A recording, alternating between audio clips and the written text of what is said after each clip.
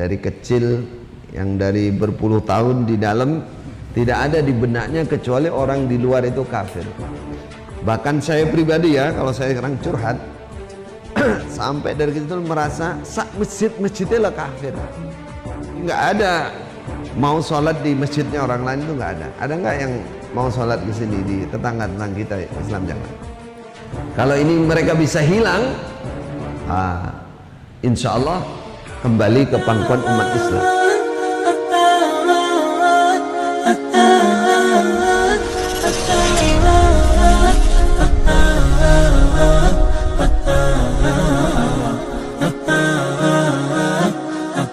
Baru ada baiat besar 500 orang di Gading, dan itu muridnya semua,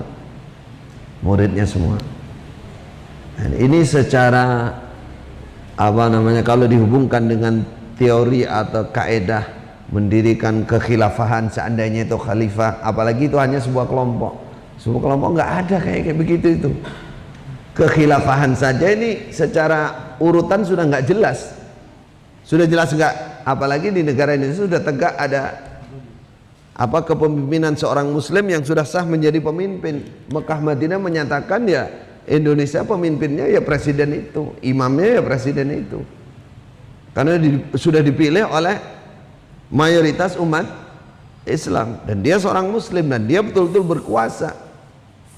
Nah, itu ini karena mereka merasa dengan dalil ini mereka yang paling Islam, la Islam itu, maka yang lain harus kafir, mereka kafirkan. Dan masih banyak dalil-dalil lain yang mereka ambil untuk menguatkan keyakinan itu, mengkafirkan umat Islam.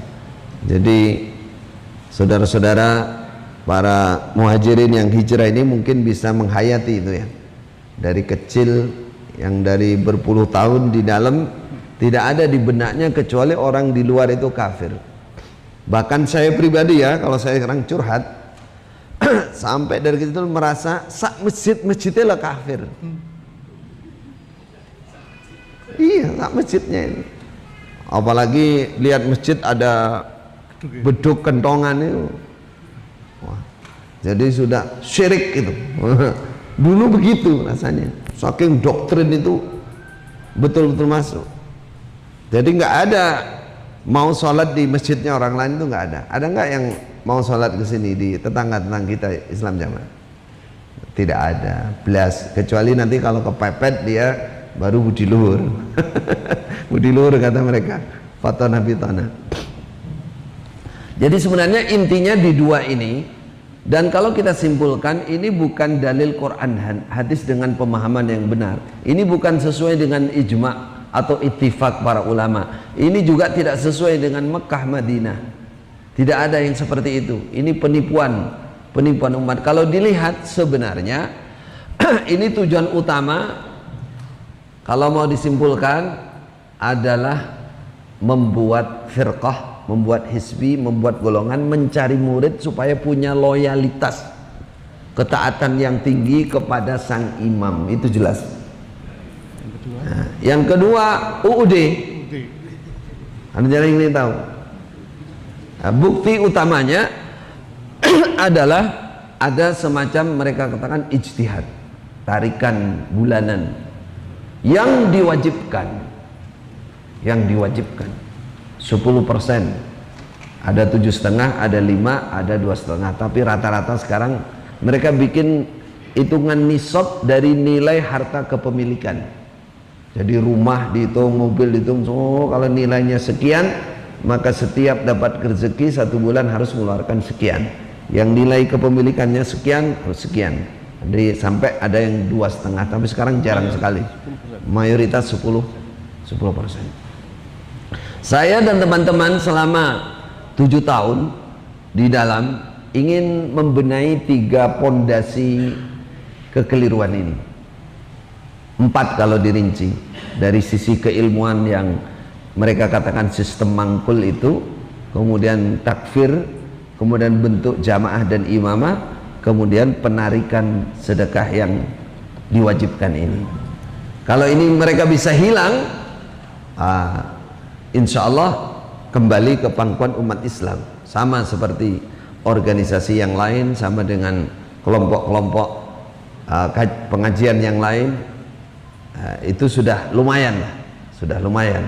Tapi karena mereka sampai sekarang masih bersikeras terus mempertahankan itu, dan semakin rapat untuk menutup itu. Di sana ada namanya Fatonah, Bitonah, Budi Luhur, Sobat, Obat, Pokat. Nah ini nih. Mungkin yang nggak pernah di sana, oh boy. Nah ini untuk perjuangan mereka supaya terus eksis dan tidak terganggu keyakinan mereka. Makanya kalau dari bapak-bapak, dari para takmir kok melihat kayaknya mereka baik-baik saja itu, misalkan ada yang banyak, ya karena ada 6 ini, ada 6 itu tadi. Fatonah, Bitonah, Budi Luhur. Fatonah itu harus pinter, harus jadi mbahnya politik. Kalau mereka berpolitik, kita harus jadi mbahnya politik. Kalau mereka bajingan, kita harus jadi bajingan tengik. Nah, Fatonah mereka harus pandai berstrategi bagaimana bisa menang, mengalahkan.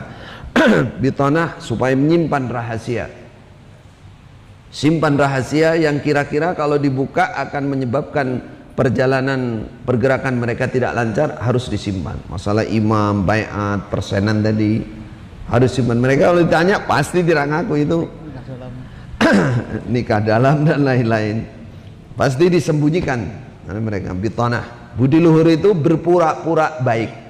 Nah ini yang kalau saya ingat ini, saya pernah nangis saya. Ya Allah, bertahun-tahun sebenarnya senyum saya ini bisa jadi pahala kepada saudara Islam yang lain. Ini nggak berpahala. Gimana senyumnya pura-pura? Senyumnya pura-pura, ngasih sesuatu sedekah harusnya dapat pahala, ini hanya hilang-hilangan saja. Nggak ada niat ikhlas, nggak ada niat cari pahala kalau sudah ngasih wong jopo itu.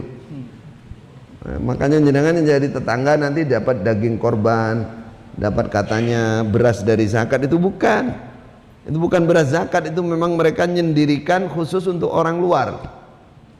Dan mereka nggak niat apa-apa, kayak wong jopo Budi Luhur gitu aja supaya mereka nggak ganggu kita gitu dong. Jadi dianggap kita itu yang di luar mereka. Dianggap Abu Jahal, yang perlu dianggap Abu Sufyan, perlu ditaklif, dikasih sesuatu supaya nggak ganggu gitu. Itu namanya Bitonah, Budi Luhur. Budi Luhur budi yang baik. Kalau aslinya kan bagus itu akhlakul karimah kan, tapi akhlakul karimah dengan kepura-puraan, pura-pura baik, itu pasti begitu. Nama ada sobat, obat, pokat.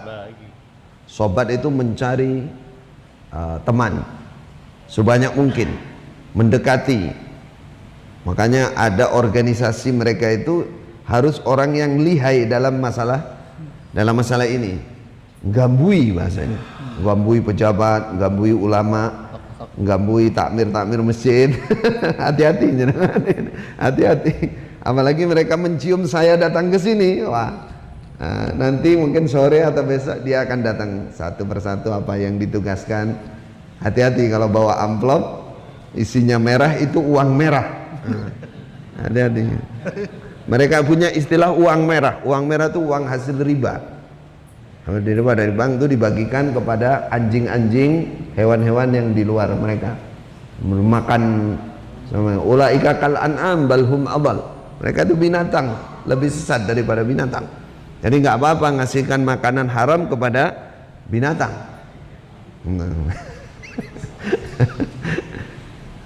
Ya seperti itu aslinya. Ini teman-teman ya pada guyang-guyu. Mungkin dulu ada yang bagian tugas ngasih amplop nih kayaknya. Itu ada petugas. Namanya sobat, itu disebut obat. Di situ riswah itu obat. Pokat. Pokat ke apa namanya, kekuasaan dan diplomasi. Ya, yang dimaksud ya harus pandai-pandai menjaga rahasia yang ada pada mereka. Itu secara umum. Kalau rincinya nanti bapak-bapak dari Tamir bisa kasih tulisan syubhat yang sudah kita tulis, bisa untuk baca-baca, atau langsung tayangannya di YouTube sudah ada. Tinggal dengarkan. Jadi dari takfir ini, dari keyakinan takfir, maka ini cabangnya sangat banyak sekali. Dengan takfir ini mereka sudah tidak boleh atau tidak sah, tidak boleh sholat di belakang diimami oleh orang luar. Kalau ngimami nggak apa-apa, kalau ngimami urusan belakang orang sah kabeh, nggak apa-apa, aku sholat dewean nih ngimami. Tapi kalau diimami itu mutlak nggak boleh, mutlak nggak boleh, nggak sah. Tidak boleh nikah dengan selain kelompoknya, selain Islam Jamaah. Kalau sampai nikah itu sama dengan menikahi naikin hewan. Tuh, kasar bahasa mereka tuh. Pada karo napa Mas? Kebo atau kire. Numpai kebo atau kire. Ada. Seperti itu.